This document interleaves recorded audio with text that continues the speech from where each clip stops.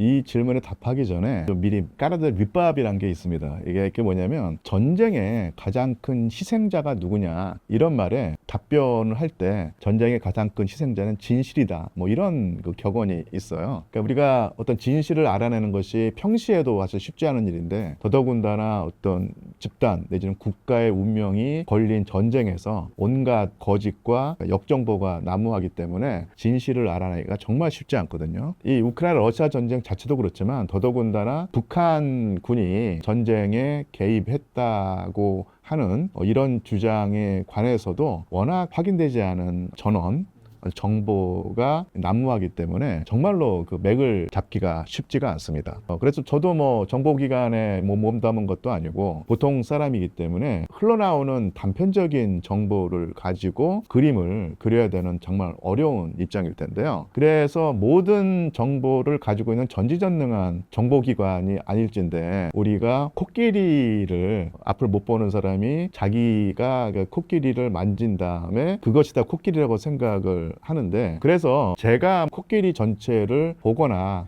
만지지 못했지만 다른 사람들이 만진 부분이 아닌 다른 부분을 만졌다고 한번 생각을 해보고 다른 사람들이 만지지 않은 코끼리의 어떤 부분이 어떻게 생겼는지 어떤 감촉인지를 한번 말씀드린다는 그러니까 상당히 제한된 판단이라는 것을 전제하고 말씀을 드리겠습니다. 이 서설이 길었는데요. 우리나라 언론에서는 러시아가 궁지에 몰려서 북한에게 그 손을 벌려서 원조를 요청했다. 그래서 거기에 화답해서 러시아가 들어갔다는 것을 기정사실화 하는데 그렇지 않은 가능성도 충분히 있습니다. 그러니까 러시아로서는 우크라이나를 상대로 전쟁을 하면서 물론 그 힘들고 숨이 벅차는 순간이 있었지만 특히 최근에는 러시아가 상당히 유리하게 전황이 흘러갔어요. 그래서 굳이 외국의 도움을 절실하게 바라는 절박한 상황이 아니었다는 얘기죠. 또 한 번 그 추정을 해보자면 지금 그 전쟁이 그 러시아가 상대하는 우크라이나는 나라 하나가 아니라 그 뒤에는 크게는 서방이라고 하는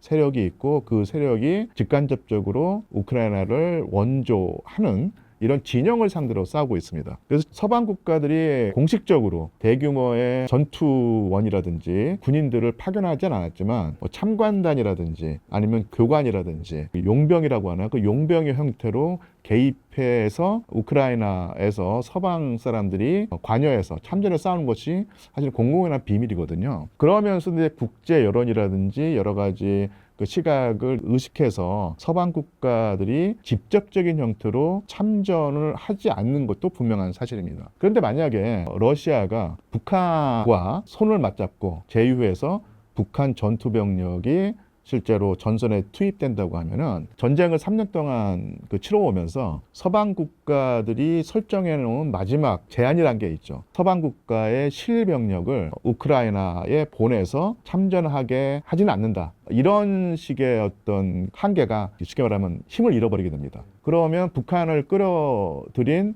반대급부로 우크라이나는 서방 국가의 지원 병력을 받아서 함께 러시아와 싸울 수 있는 가능성이 있거든요. 이런 가능성을 생각해보면 러시아로서는 별로 남는 장사가 아닐 수가 있어요. 그래서 널리 퍼져 있는 그런 분석과 상반된 분석을 한번 시도해 보자면 러시아로서는 절박하지 않은 상태다. 포탄이라든지 여러 무기는 뭐 일부 받을 수 있겠지만 북한의 그 상당수의 전투 병력을 받아서 전선에 투입하는 것은 사실은 러시아로서는 크게 남는 장사가 아닐 수도 있다. 이렇게 생각을 해보면은 좀 더 다른 시각에서 이 상황을 봐야 된다는 것이고요. 또한 이제 여기서 말씀드릴 수 있는 것은 한때는 러시아가 엄청나게 군수물자가 부족하고 포탄이 모자라서 북한으로부터 상당한 포탄 지원을 받았다고 하는데 그것도 좀 비판적으로 걸러들어야 될 필요가 있습니다. 러시아의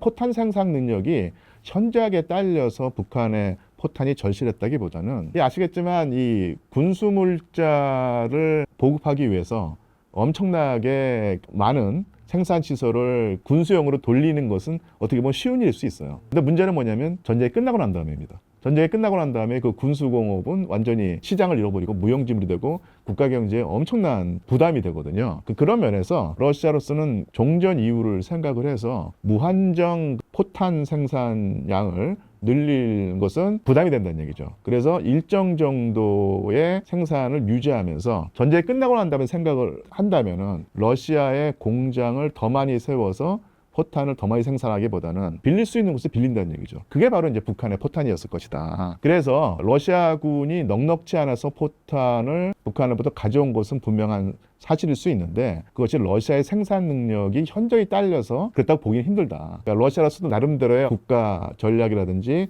경제에 대한 고려 때문에 그런 선택을 했다고 볼 수 있는 것이죠. 자, 그래서 다시 한번 또 북한군 문제로 들어가자면 이게 그 러시아가 너무너무도 절박해서 궁지에 몰려서 북한 전투병력을 달라고 요청했다라는 분석은 다른 시각에서 볼 필요성이 있다. 그것이 뭐 완전히 틀렸다는 얘기가 아니라 또 다른 각도에서 볼 필요가 있다. 그래야지 더 진상이 확실하게 우리 시야에 들어올 것이라고 생각을 합니다.